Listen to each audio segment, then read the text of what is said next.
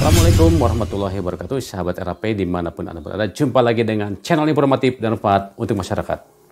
Sahabat RAP, pada kesempatan kali ini kita akan membahas tentang cara penyelesaian masalah kekerasan dalam rumah tangga melalui upaya mediasi atau musyawarah. Nah, hampir semua orang ketika menjadi korban KDRT seringkali menjadi bimbang dan ragu dalam mengambil keputusan. Oleh karenanya sangat wajar jika Anda yang mengalami korban KDRT merasa sangat kebingungan dan tidak tahu apa yang harus dilakukan. Ya, bagaimana tidak kebingungan atau ragu apa yang harus Anda lakukan? Karena pelaku KDRT-nya sendiri, misalnya suami Anda sendiri, tentu Anda bingung harus bagaimana, gitu kan? Ya, bagaimana tidak kebingungan atau ragu apa yang harus Anda lakukan karena pelaku KDRT suami Anda sendiri, suami yang menafkahi Anda sendiri, suami yang menafkahi anak-anak. Nah, dalam konten kali ini mungkin dapat membantu Anda untuk memperoleh gambaran singkat bagaimana mengenai alternatif penyelesaian masalah yang mungkin Anda dapat mempertimbangkan sebelum Anda mengambil keputusan atau membuat keputusan. Menempuh jalur hukum atau upaya hukum sebagai upaya terakhir dalam menyelesaikan masalah yang Anda hadapi. Sebaiknya Anda mengambil jalan upaya mediasi atau musyawarah terlebih dahulu. Karena upaya hukum itu adalah upaya jalan terakhir atau upaya pamungkas. Ya. Nah, Anda atau mereka yang mengalami KDRT menginginkan agar KDRT yang dialaminya berhenti.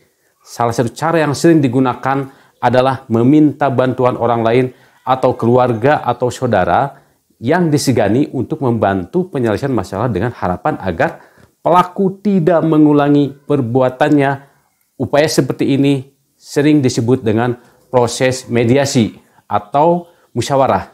Mari kita bahas hal-hal apa saja yang harus diperhatikan jika korban KDRT memilih cara mediasi ini. Nah, yang pertama, sebelum meminta bantuan orang lain atau saudara, ada baiknya jika Anda membuat catatan urutan peristiwa atau kronologis. Nah, hal ini penting karena catatan kronologis KDRT yang dialami selama ini secara lengkap. Jangan lupa Anda catat akibat dari peristiwa KDRT tersebut pada diri Anda. Misalnya karena dipukul tangan Anda menjadi memar dan terkilir karena sering dibentak atau mungkin juga sering dibentak. Yang berlebihan Anda menjadi sangat ketakutan sampai gemetar karena tidak dinafkahi sekolah anak, jadi terlantar, kemudian keluarga misalkan hanya makan 1 kali dalam sehari. Nah, catatan kronologis seperti ini bisa membantu Anda ketika menceritakan KDRT yang dialami, terutama jika nantinya Anda akan melaporkan ke pihak kepolisian. Nah, biasanya sehabis mengalami peristiwa yang menyakitkan, terkadang kita bisa terlupa suatu peristiwa yang sesungguhnya penting untuk diceritakan. Nah, catatan ini bisa membantu untuk mengingatkan kita atau mengingatkan Anda memastikan tidak ada peristiwa yang terlewat. Nah, kemudian yang kedua, ceritakan peristiwa yang dialami kepada orang yang terdekat yang bisa dipercaya dan memahami Anda. Jika merasa kesulitan, Anda bisa meminta bantuan pendamping dari lembaga, misalnya kalau di kota atau di kabupaten Anda ada P2P2A, bisa Anda meminta bantuan P2P2A setempat. Nah, yang ada di daerah Anda. Nah, bersamanya diskusikan siapa yang bisa membantu Anda untuk menyelesaikan masalah ini. Orang-orang yang bisa dipilih untuk membantu adalah anggota keluarga yang disegani oleh Anda maupun oleh suami Anda, kemudian tokoh masyarakat. Seperti Anda juga bisa minta bantuan Pak RT, Pak RW, atau tokoh agama. Selain itu Anda juga bisa meminta bantuan lembaga-lembaga yang konsen peduli dengan perempuan dan anak. Saya ambil contoh P2P2A atau mungkin ada di daerah Anda ada LBH. Nah, mungkin sebelumnya Anda lebih memilih untuk mediasi oleh keluarga besar kedua belah pihak tanpa melibatkan pihak yang lain. Nah, itu hal-hal yang harus disiapkan oleh Anda. Nah, kemudian yang persiapan yang ketiga yaitu adalah dalam mediasi ini baik Anda maupun suami akan dipanggil dan diminta menceritakan permasalahan yang terjadi. Nah, baik secara terpisah maupun bersama-sama. Nah, jadi Anda dan suami akan dipanggil oleh P2P2 misalkan untuk menceritakan permasalahan masing-masing, versinya masing-masing gitu kan. Baik itu secara terpisah maupun dipertemukan gitu ya. Nah, saran saya, berikan kepada pendamping Anda tersebut keterangan sejelas mungkin seperti kronologis yang sudah dibuat. Berusahalah untuk tetap tenang, tidak menampilkan perasaan marah atau benci kepada suami meskipun Anda sangat ingin melakukannya.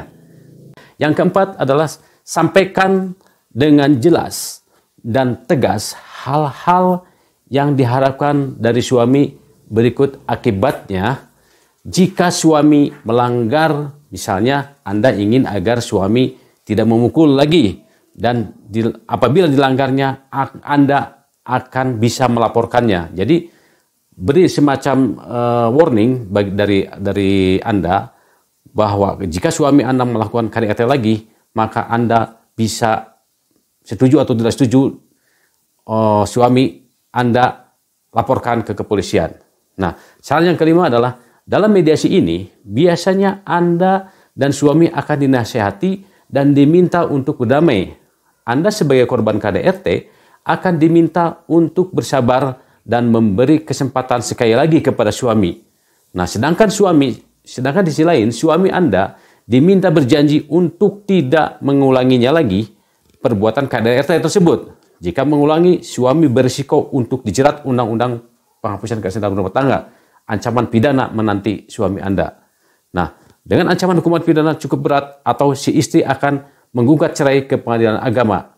Tidak mau cerai tapi mengapa melakukan KDRT. Dan tentunya si suami ini akan diminta membuat surat pernyataan yang dibuat dan ditandatangani di atas kertas bermaterai yang cukup, ditandatangani juga oleh minimal 2 orang saksi. Juga Anda sebagai suami jangan main-main bahwa Anda dalam hal ini bisa berakibat hukum. Anda sebagai suami tentunya harus berpikir 2 kali apabila terjadi pelanggaran ini, maka Anda berisiko dipidana. Ya. Surat perjanjian atau pernyataan ini sebaiknya dibuat dalam rangkap 2, masing-masing suami dan pihak istri memegang 1, sehingga masing-masing punya salinannya.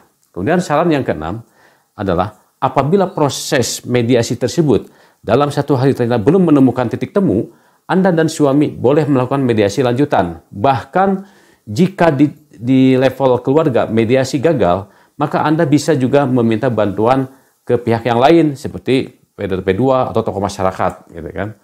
Nah, atau lembaga-lembaga yang menurut Anda bisa menengahi permasalahan suami dan Anda.